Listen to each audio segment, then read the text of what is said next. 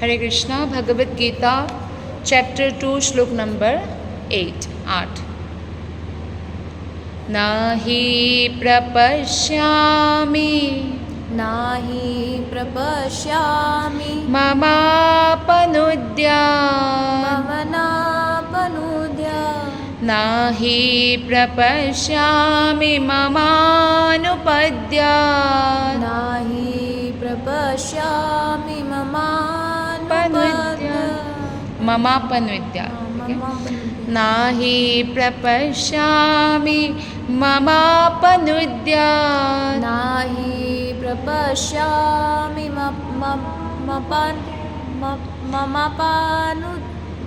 कोई बात नहीं ममापनुधा यस ममापनुधा यच्चोकमुच्छोष यच्छोकमुच्छोष नमिन्द्रियाणां न मेन्द्रियाणां यच्छोकमुच्छोषणमिन्द्रियाणां यच्छोकमुच्छोषणमिन्द्रियाणाम् अवाप्य भूमा आवाप्य भूमा वसपात्नमृद्धम् वसपात्नमृद्धम् अवाप्य भूमा वसपात्नमृद्धम् अवाप्य भूमा वसपात्नमृद्धम् राज्यं शूराणां राज्यं सुराणाम् अपि साधिपत्यम् अपि साधिपत्यम् राज्यं सुराणामपि चाधिपत्यम् राज्यं सुराणाम् अपि चाधिपत्यम्। एक साथ गाएं, मतलब मेरे पीछे ही गाना, पर हम लोग अब कंटिन्यूअस गाएंगे। नाहि प्रपश्यामि ममापनुद्या नाहि प्रपश्यामि ममनापनुद्या पहले आप सुनो फिर गाना, ठीक है। यच्छोकमुच्छोषणमिन्द्रियाणां यच्छोकमुच्छोषणमिन्द्रियाणाम् अवाप्य भूमा वसपात्नमृद्धम् अवाप्य भूमान् वसपाप्रदत्यम् राज्यं सुराणामपि चाधिपत्यम् राजासुराणामपि चाधिपत्यम्। ये अर्जुन कृष्ण को लॉजिक दे रहे हैं कि क्यों वो युद्ध नहीं करना चाहते हैं। हालांकि लास्ट श्लोक में हमने पढ़ा था कि अर्जुन ने कृष्ण का शरण ग्रहण कर चुके हैं और बोला कि शिष्य स्तेहम, मैं आपका शिष्य हूँ, अब मुझे आप बताइए कि मेरे लिए क्या श्रेष्ठ है, युद्ध करूँ या ना करूँ, क्योंकि हम तो मनुष्य हैं, हमें तो नहीं पता है हमारे लिए क्या अच्छा है। भगवान अंतर्यामी है, भगवान परम पवित्र है, भगवान को पता है। तो फिर अर्जुन बोल रहे हैं इसमें, मेरे पीछे आप लोग बोलिएगा, मुझे ऐसा कोई साधन नहीं दिखता कोई साधन नहीं दिखता जो मेरी इंद्रियों को सुखाने वाले इस शोक को दूर कर सके स्वर्ग पर देवताओं के आधिपत्य की तरह इस धनधान्य संपन्न सारी पृथ्वी पर निष्कंटक राज्य प्राप्त करके भी मैं इस शोक को दूर नहीं कर सकूंगा। तो अर्जुन को समझ में आ गया है कि ये जो मुझे दुख हो रहा है, इस दुख को मैं दूर नहीं कर सकता, कृष्ण की सहायता से ही कुछ हो सकता है, क्योंकि वो परम भगवान है। अभी पृथ्वी का, अर्जुन बोल रहे मुझे पृथ्वी का अगर निष्कंटक राज्य मिल जाए, निष्कंटक मतलब कोई शत्रु ही ना हो, सारे पृथ्वी पर बस मैं ही राज करूं, तो भी मैं सुखी नहीं हो पाऊंगा। कृष्ण, आपने ऐसे बहुत अमीर लोगों को देखा होगा, सब पूरा धन फुल है, धन सब कुछ, एंजॉयमेंट सब कुछ है, घर परिवार सब कुछ है, पर फिर भी दुखी रहते हैं, कुछ ना कुछ कारणवश दुखी रहते हैं, है ना। कोई मन दुखी, कोई तन दुखी, कोई धन बिना रहत उदास, कोई मन से दुखी, उसके पास सब कुछ है पर मन दुखी रहता है हमेशा। कोई तन दुखी, उनके सब कुछ है पर शरीर ही बीमार रहता है। डॉक्टर बेस्ट डॉक्टर है, शरीर बीमार रहता है। और कोई धन भी ना रहते उदास, हमारे पास तो धन ही नहीं है, पैसा नहीं है। देखिए, आपके भाग्य में जो है वो आपको मिलेगा ही, कोई उसको छीन नहीं सकता कि नहीं मेरा भाग्य ये छीन के ले जाएगा, नहीं ले जा सकता है, वो दौड़ आपके पास ही वापस आएगा। लेकिन आपके भाग्य में जो नहीं है वो आपको कभी नहीं मिलेगा, क्योंकि भाग्य अपने आप नहीं बनता, अपने कर्मों से बनता है। जैसे आप हार्डवर्क करते हो, पढ़ाई करते हो तो आपका एग्ज़ाम अच्छा होता है। आप कितना भी इंटेलिजेंट हो, पढ़ाई नहीं किया तो आपका एग्ज़ाम उतना अच्छा नहीं जाएगा जितना अच्छा जा सकता था। सिमिलरली पूर्व जन्म में हमने अच्छा कर्म किया है तो इस जन्म में वो हमारे भाग्य के रूप में आया है। और मान लीजिए आपको कुछ नहीं मिलता है, आपने कृष्ण भक्ति शुरू किया और चाहने पर भी कुछ नहीं मिला, इसका मतलब भगवान ने और भी अधिक कुछ अच्छा प्लान कर रखा है। और आज इस बात को जब आप विश्वास करते हैं, फ्यूचर में आप देखते हैं कि ऐसा मेरे लाइफ में होने लगा है। आप समझ रहे हैं? क्योंकि हम जब भगवान पर चीज़ों को छोड़ते हैं और अपने कर्तव्य पर ध्यान लगाते हैं, हमें कर्तव्य को नहीं छोड़ना। अभी अर्जुन का कर्तव्य क्या है? युद्ध करना। तो इसका रिजल्ट, अर्जुन बोल रहे मैं जीत जाऊंगा तो मुझे पूरा राज्य मिल जाएगा, या नहीं, रिजल्ट हमें सोचना ही नहीं है। रिजल्ट सोचने मात्र से हम दुखी हो जाएंगे।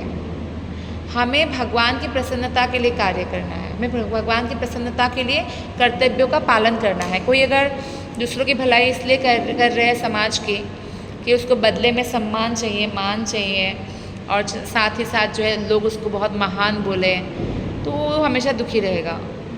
क्योंकि जो लोग ऊपर उठा देते ना, वो गिराने में समय नहीं लगता है। लोग आकृष्ट नहीं होते आपके अच्छे गुणों से, आपके अच्छे गुणों से आकृष्ट होते हैं भगवान श्री कृष्ण। तो भगवान को आकृष्ट करने के लिए, भगवान की प्रसन्नता के लिए हमें जो अच्छे कार्य हैं वो करते रहना चाहिए, शुभ कार्य करते रहना चाहिए। तो आइए देखते हैं तात्पर्य में क्या बोलते हैं। पढ़ूं? हाँ।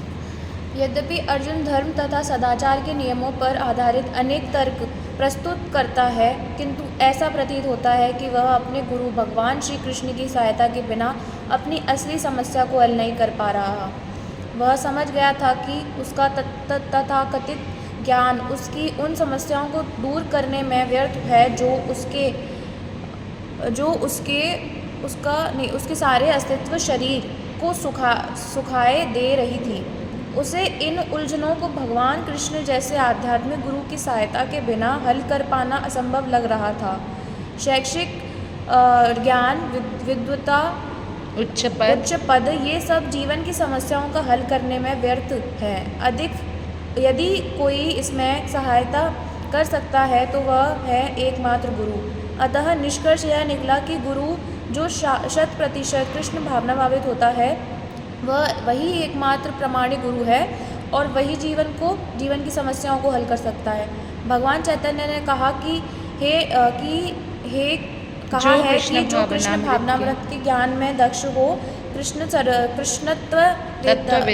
तत्ववेत्ता हो, चाहे वह जिस किसी जाति का हो, वही वास्तविक गुरु है। कवि ठीक है। विप्र। तो अनुवाद और तात्पर्य श्रील प्रभुपाद के द्वारा, श्रील प्रभुपाद की जय। तो अर्जुन ने तो बहुत तर्क प्रस्तुत किया, लेकिन तर्क से वो खुश नहीं हुए, है ना। उनको मालूम है कि मेरा दुख तो दूर ही नहीं हो रहा है। मैंने तो, आपने कुछ निर्णय लिया, आप खुश होना चाहिए। ये निर्णय लिया, सही निर्णय लिया, मैं खुश। अर्जुन ने निर्णय लिया कृष्ण में युद्ध नहीं करूँगा, गांधी नीचे रख दिया रथ में, तो खुश होना चाहिए। दुखी है मतलब अर्जुन समझ गए कि मैं दुखी हूँ, इसका मतलब कुछ तो गड़बड़ है, मेरा निर्णय गलत है। अब इसलिए मैं कन्फ्यूज हूँ, इसलिए भगवान का शरण वो ग्रहण करते हैं। और इसमें ये बताया गया है कि हमारा जो भौतिक संपन्नता है वो हमारा दुख दूर कर नहीं सकता है। नहीं तो कोई मर्सिडीज बेंज के अंदर रोता नहीं है ना, या महलों में कोई रोता ही नहीं अगर वो दुख दूर हो जाता। या आपने हाईएस्ट पढ़ाई किया, साइंटिस्ट बन गए, चाहे आप कुछ भी बन गए, आपको दुख ही नहीं होता फिर। लेकिन ऐसा तो नहीं है। कुंती महारानी, श्रीमद् भागवतम में कुंती महारानी बताती है कि हमारी 4 प्रकार की आप बताइए। डिस्क्वालिफिकेशन है हाँ। भक्ति के लिए, और भौतिक लोग उसको क्वालिफिकेशन मानते हैं। 4 प्रकार की डिस्क्वालिफिकेशन है, क्या आप सुन के हैरान हो जाओगे। Beauty, money. यस, पहला है सुंदरता। अरे हमें तो सुंदरता चाहिए, लेकिन कुंती महारानी कहती है सुंदरता भक्ति में बाधक है, क्योंकि आप जब सुंदर होते हो लोगों का एप्रिसिएशन मिलता है, आपके अंदर क्या पैदा होता है, घमंड। कम सुंदर लोगों को आप कम समझने लगते हो सकता है उनसे बात भी ना करो, राइट। अमेरिकन जो ऐसे ब्लैक पीपल को साथ बहुत कुछ ऐसा, तो वे क्यों करते हैं, क्योंकि वो अपने आप को सुंदर समझते हैं। तो ऐसे समझने वाले, ये जो भावना है ये भक्ति में बाधक है। वो हम आत्मा है इस बात को वो मानने नहीं देते हैं, सोचते हैं हम ये शरीर है और ये सुंदर शरीर है। सुंदरता भक्ति में डिस्क्वालिफिकेशन, और भौतिक जगत में क्वालिफिकेशन है। मान लो बहुत लोग आए हैं जो एकदम स्मार्ट और सुंदर और एकदम चमक रहे हैं, उसके प्रति आकृष्ट हो जाएंगे, लेकिन क्या भक्त और भगवान उसके प्रति आकृष्ट होंगे? नहीं। तब तक नहीं होंगे जब तक ये ना पता चले वो भक्त है। अगर वो भक्त है तो होंगे। जैसे इस्कॉन में बहुत सारे फॉरेनर डिवोटीज है, ब्लू आइज, गोपी जैसी लगती है एकदम गोपी, साड़ी पहन के, सिंदूर लगा के फॉरेनर्स भगवान की सेवा कर रहे, भक्तों की सेवा कर रहे, प्रसाद बांट रहे हैं। वो हम भक्ति की सुंदरता के प्रति आकृष्ट होना चाहिए, गोरा स्किन के प्रति, बहुत सुंदर नैनक्स के प्रति नहीं। तो यानी भगवान हमेशा भक्ति के प्रति आकृष्ट होते हैं। आपको मालूम है कि लक्ष्मियाँ कितनी सुंदर है, भगवान कृष्ण की महारानियाँ जो थी द्वारका में कितनी अधिक सुंदर थी। कृष्ण जब हस्तिनापुर से वापस लौटे बहुत दिन बाद, पत्नी की श्रृंगार तभी सफल होता है जब पति उसको देख ले, है ना। पति के लिए सजती है वो, पति को आकृष्ट करना ये साध्वी और सती स्त्री का लक्षण है। दूसरे पुरुषों को आकृष्ट करना उनका लक्ष्य नहीं है। तो फिर रुक्मिणी और बाकी स्त्री अपने अदाओं से कृष्ण को आकृष्ट करना चाहती थी। अब इतने समय बाद आए हैं, कृष्ण बिल्कुल वैसे निर्विकार एकदम बिल्कुल आकृष्ट नहीं होते, क्योंकि ऐसी सुंदरता से कृष्ण आकृष्ट नहीं होते। लेकिन जब उन्होंने भक्ति भाव से कृष्ण की सेवा किया, कृष्ण को पंखा चलाया, भोग खिलाया, तब वो कृष्ण आकृष्ट हो गए और उनको आलिंगन किया। यानी भगवान आकृष्ट होते हैं हमारे भक्ति भाव से। तो यानी सुंदरता भक्ति में डिस्क्वालिफिकेशन है। दूसरा डिस्क्वालिफिकेशन है पैसा। जब आपके पास पैसा बहुत बढ़ता है ना, तो घमंड आता है, और अहंकार तमोगुण है, भक्ति में बहुत बड़ा बाधा है। पैसों की घमंड में वो जाने दूसरों को क्या ही समझने लगते जिसके पास पैसा नहीं है। पैसे वाले बिना पैसे वाले का दुख समझे बहुत बड़ी बात है, नहीं समझते हैं। आप समझ रहे हो। और आजकल तो जिसके पास पैसा है उसके पास सम्मान है। आप स्टूडेंट्स को पूछो, अपने क्लासमेट्स को पूछो, सिचुएशन दो, केस स्टडी दो, सिनारी दो कि अगर ऐसे मौका मिला कि शॉर्टकट करके पैसा कमाने का, या तुम्हें रिश्वत मिला तुम ग्रहण करोगे? बोलते हैं तुरंत ग्रहण करूँगा, ऐसे बोलेंगे। हमें पैसों से मतलब है, जिसके पास पैसा है उनको सम्मान मिलता है। तो सक्सेस का डेफिनेशन इतना बदल गया है कि लोग और दुखी होने वाले हैं आने वाले जनरेशन्स में, क्योंकि पैसा आपको सुख नहीं दे सकते। बोलते हैं ना, पैसा बहुत मखमल का बेड खरीद सकता है, नींद नहीं खरीद सकता है। पैसा आपको बढ़िया 56 भोग खरीद सकते हो, लेकिन भूख नहीं खरीद सकते हो। तो इस तरह से कृष्ण प्रेम हम पैसों से नहीं खरीद सकते हैं। भगवान के प्रति जो प्रेम है, किसी का भी प्रेम नहीं खरीद सकते हो आप, भगवान का तो छोड़ दो। तो यानी धन भक्ति में डिस्क्वालिफिकेशन है। आपके पास बहुत संपत्ति होना, बहुत धन होना। भक्त क्या करते हैं? इसलिए कमाते हैं और दान देते हैं।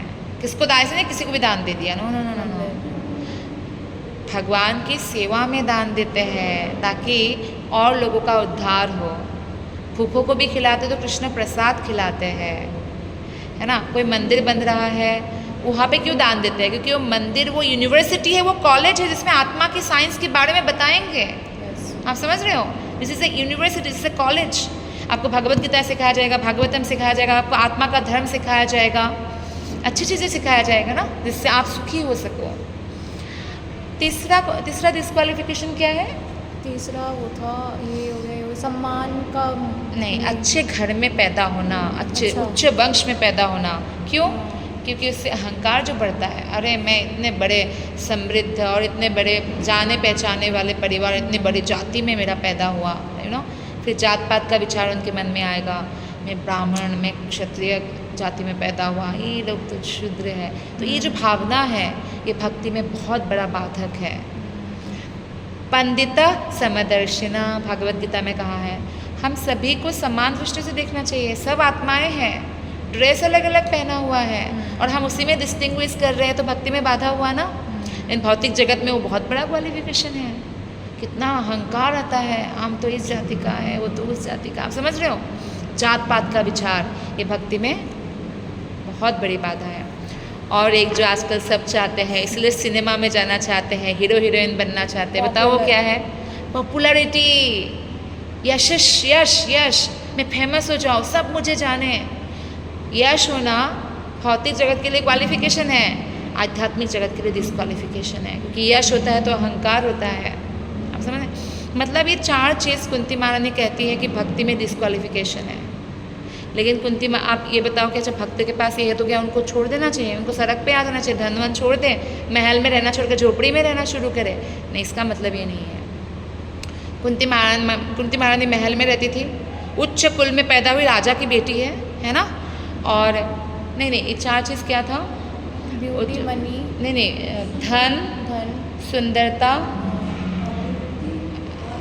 कास्ट, यश है ना, धन, सुंदरता, यश। घर में पैदा होना। नहीं, और एक है, वो है विद्वता, मतलब जब आपका हाई एजुकेशन, बहुत हाई एजुकेशन लेते हो ना, या बहुत ज़्यादा नॉलेज आप जब गेन करते हो ना, अहंकार हो जाता है। कोई भी आप देखो, कोई स्पिरिचुअल नॉलेज भी गेन करता है ना, भौतिक छोड़ दो, भौतिक वालों को तो होगा ही अहंकार, स्पिरिचुअल नॉलेज में तो नहीं होना चाहिए।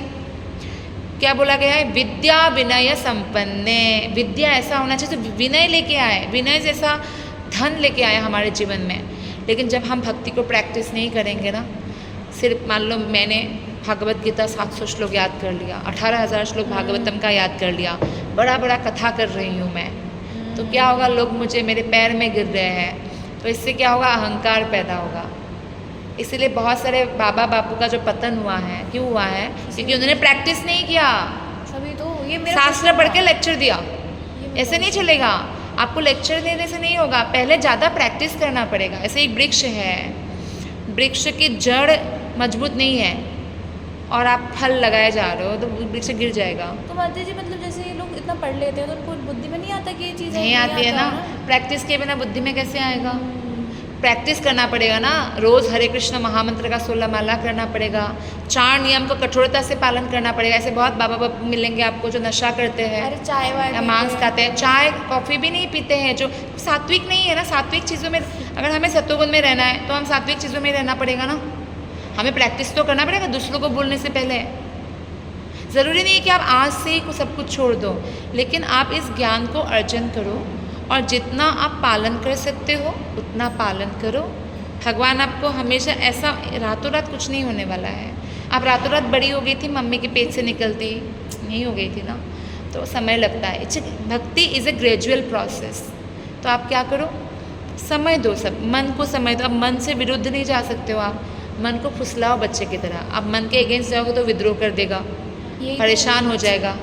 आपको मालूम है रघुनाथ दास गोस्वामी जो वृंदावन के बहुत बड़े गोस्वामी थे 500 साल पहले चैतन्य महाप्रभु के साथ, तो वो बोलते हैं ऐसे ऐसे, उनका मनः शिक्षा नामक एक बुक है, उसमें बोलते हैं, ए मेरे प्यारे मन, तू राधा कृष्ण में मन लगा, ए मेरे दोस्त, ए मेरे बंधु, ऐसे फुसलाते हैं। तो बच्चा होता है, बोला ना बाल हठ बहुत बड़ा हठ होता है। गधे का आपने जिद देखा है? गधा इतना जिद्दी होता है ना, अगर उसने सोच लिया नहीं जाऊंगा, उसको मार के अगर मार भी देना वो उधर ही मर जाएगा पर जाएगा नहीं। लेकिन गधे के सामने बुद्धिमान लोग क्या करते हैं, एक गाजर ऐसे लटका देते हैं और ऐसे ऐसे करते तो आगे चला जाता है ना। तो ऐसे ही करना है। जो बच्चा है बहुत जिद्दी है ना, लेकिन बच्चा को फुसलाओ, आओ बच्चा मैं तुझे ना बहुत सारे खिलौना दूंगा, तो अभी ये खा ले वो खा ले, बोलते हैं ना, तो फिर वो खा लेता है। तो ऐसे हमारा मन है, हमारे मन को फुसलाना पड़ता है। रे मेरा दोस्त, मेरा बंधु, तू मेरा कितना प्यारा है, ठीक है। मन नहीं कर रहा है ना, अभी तुझे मन नहीं कर रहा है, क्या मन कर रहा है? खेलने का? नहीं, कल एग्ज़ाम है ना, चलो 1 घंटा पढ़ के फिर खेलते हैं। ऐसे फुसलाना पड़ता है। फिर 1 घंटे बाद थोड़ा सा और फुसला सकते हो आप। मतलब आप मन के विरुद्ध जाके कुछ करेंगे तो मन आपको तंग कर देंगे, परेशान हो जाएगा, फ्रस्ट्रेशन हो जाएगा, डिप्रेशन हो जाएगा, ये सब कुछ हो जाएगा। सही बात, बिल्कुल आप लोग प्रैक्टिकल कह रहे हो, बिल्कुल है ना। बिल्कुल यही होता है। जैसे हम अगर मन का अगर सुन बहुत डोमिनेट कर देता है कि मतलब सुनो सुनो सुनो सुनो, बहुत जिद्दी होता है ना मन, इसीलिए। तो इसलिए इसमें बताया गया है कि ये चार डिस्क्वालिफिकेशन है। और चैतन्य महाप्रभु कहते हैं कि गुरु कौन हो सकते हैं, कैसे गुरु का हमें आश्रय लेना चाहिए। ऐसा नहीं कि इस जाति में जो पैदा हुआ वो गुरु, नहीं। गोस्वामी परिवार में या पैदा होने वाला है, कोई पुजारी के परिवार में पैदा होने वाला भी उसी गुण का होगा, ज़रूरी नहीं है। डॉक्टर का बेटा जन्म से डॉक्टर नहीं होता, उसको MBBS MD MS करना पड़ता है कि नहीं। ऐसे ही ब्राह्मण का बच्चा ब्राह्मण नहीं होता, उसको क्वालिफिकेशन सात्विक गुण अर्जित करना पड़ेगा ना। तो इसीलिए चैतन्य महाप्रभु जो कृष्ण के अवतार है, स्वयं कृष्ण स्वयं है, 500 साल पहले वो बोलते हैं कि बा विप्र कि बान्यासी शूद्र के नेनाय, जे कृष्ण तत्ववेत्ता से गुरु है। कि बा विप्र, कोई चाहे वैदिक ज्ञान में दक्ष हो, ब्राह्मण, विप्र मतलब ब्राह्मण हो, या कोई सन्यासी हो, या कोई शूद्र कुल में ही जन्मा क्यों ना हो, कोई मैटर नहीं करता, जन्म से कोई मतलब ही नहीं है। किससे मतलब है? जे कृष्ण तत्ववेत्ता, जो कृष्ण विज्ञान को जानता है, प्रैक्टिस करता है, वो गुरु है। जो 24 घंटा भगवान के ऊपर मन को स्थिर रखने का प्रयत्न करता है और सफल भी होता है, ऐसे व्यक्ति गुरु बनने के लायक है। आप समझ रहे हो? जय कृष्ण तत्ववेत्ता से ही गुरु है। लेकिन आपको एक बात ध्यान रखना होगा, आप बोलो कि अच्छा वो शिव जी के भक्त है, वो दुर्गा जी के भक्त है, वो अन्य कोई किसी और बाबा बापू के भक्त है, क्या वो गुरु बन सकते हैं? शास्त्रों के हिसाब से नहीं बन सकते हैं। शास्त्रों के हिसाब से केवल वैष्णव यानी कृष्ण विष्णु राम जो विष्णु अवतार, उनके भक्त ही गुरु बन सकते हैं। ये मैं नहीं कर रही हूँ, शास्त्र पद्म पुराण से ये श्लोक है, आप देखो, वो पढ़ेंगे अभी हम पद्म पुराण। षट्कर्माणि पुनो विप्रो, षट्कर्मा निपुणो विप्रो, मंत्रतंत्र विशारदः, मंत्रतंत्र विशारदः, अवैष्णवो गुरुर्न स्यात्, अवैष्णो गुरुर्न स्यात्, वैष्णवः स्वपचो गुरु, वैष्णव हस्पाचो स्वपच, स्वपचो गुरु। स्वपच मतलब मालूम है जो कुत्ता खाता है, चांदाल। अच्छा, कुत्ता खाने वाले लोग भी है, मालूम है? हाँ। जो चांदाल कहा जाता है, कितना निकृष्ट खाते हैं। कुत्ता खाने का मतलब बहुत निकृष्ट हो गया। तो लेकिन इसमें सुनो पद्म पुराण क्या कहते हैं, कोई कुत्ता खाने वाले परिवार में भी पैदा हुआ हो, लेकिन वो ग्रेजुअली उन्होंने भक्ति डेवलप किया, वो भक्ति करने लग गए, उसका जीवन एकदम बदल गया, तो वो गुरु बन सकते हैं। लेकिन अवैष्णव गुरु न स्यात्, अवैष्णव है, मान लो वो सारा सात्विक खाना ही खाते हैं, बहुत बड़े बड़े लेक्चर देते हैं, बहुत मधुर उनका स्वभाव है, लेकिन कृष्ण के ऊपर कोई श्रद्धा ही नहीं है, वो गुरु नहीं बन सकते पद्म पुराण के हिसाब से। और पद्म पुराण में कितने ही श्लोक भगवान शिव जी ने कहा है। भगवान शिव जी दुर्गा देवी को कहते, पार्वती माता को, आराधना नाम सर्वेशाम विष्णुराराधनाम परम, आराधनाओं में सर्वश्रेष्ठ है विष्णु की आराधना। हम वो आज्ञा तो पालन नहीं करते शिव जी का, बहुत शिव भक्त भी भांग पी लेते हैं और सब चीज़ें फॉलो कर लेते हैं उनकी। भांग खाने से भगवान शिव संतुष्ट नहीं होंगे, हरि नाम जप करने से होंगे, क्योंकि शिव जी भी हरि नाम जप करते हैं, शास्त्र कहते हैं। हमें भगवान के बारे में शास्त्र से ही तो समझना होगा, और कोई उपाय तो है नहीं हमारे पास। तो इसलिए हाँ हाँ बिल्कुल, इवन गणपति का भी विसर्जन होता है तो फिल्मी सॉन्ग लगा के शराब पी के डांस करते हैं, तो उससे देवता खुश नहीं होते हैं, करते हैं। हाँ, जागरण में भी कर लेते हैं।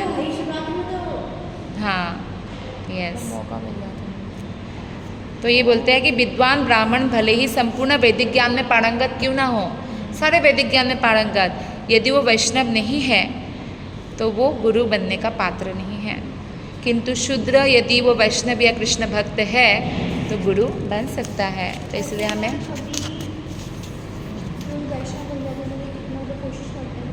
हाँ हाँ हाँ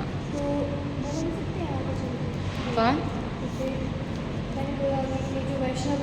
हाँ बहुत पारंगत नहीं भी है, लेकिन अगर वो गुरु परंपरा को फॉलो करते हैं तो बन सकते हैं। यस, वो बन सकते हैं। तो इसलिए हमें ऐसे लोगों से ही भगवत गीता को समझना चाहिए, जो आपके शरीर को नहीं देख के नहीं जज करते, आत्मा को देख के जज करते हैं, या आत्मा को मानते हैं और परमात्मा को मानते हैं, यानी भगवान से जुड़े रहते हैं।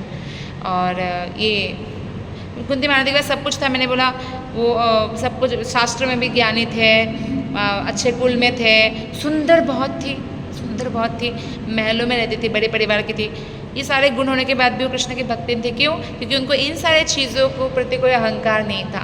तो अगर आपके पास ये है तो भगवान की सेवा में लगाएं, ना कि इसको हाईली क्वालिफाइड हो गए तो अहंकार करने की ज़रूरत नहीं है, आप भगवान की सेवा में लगे। बहुत धन आ गया, अहंकार करने की भगवान की सेवा में लगे। हमेशा किसी भी परिस्थिति में विपत्ति हो, आपत्ति हो, चाहे संपत्ति हो, भगवान की सेवा में हमें लगे रहना चाहिए। माता, अपन ब्यूटी को कैसे लगाएंगे, मतलब अपनी सुंदरता को भगवान के सेवा में कैसे लगा सकते हैं? किस प्रकार लगा सकते हैं? जैसे आप मान लो आपकी पर्सनैलिटी बहुत सुंदर है, लोगों को इन्फ्लुएंस करने वाली है, फॉरेनर्स वगैरह होते हैं, वो लोग कैसे लगाएंगे?